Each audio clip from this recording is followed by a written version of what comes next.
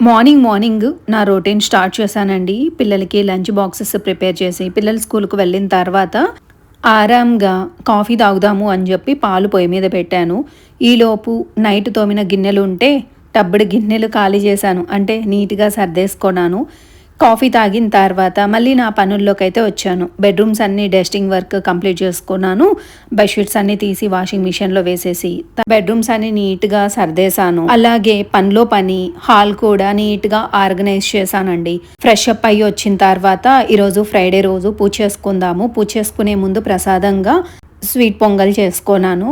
అలా పూజ చేసుకున్న తర్వాత ఈవినింగ్ టైంలో ఆషాఢ మాసం స్పెషల్గా గోరింటాకు పెట్టుకుందామని చెప్పి ఇక్కడ గోరింటాకు కోసం వచ్చాను. కానీ మా ఫ్లాట్స్లో గోరింటాకు మొక్కలన్నీ కూడా ట్రిమ్ చేసి పెట్టున్నారు. చూస్తే షాక్ అయ్యాను. ఉన్నదేదో కొంచెం కట్ చేసుకొని ఇంటికి వెళ్ళి గోరింటాకు అయితే పెట్టుకున్నాను. ఈ వీడియోకి సంబంధించిన లాంగ్ వీడియో కూడా పోస్ట్ చేస్తున్నాను, చూసేయండి.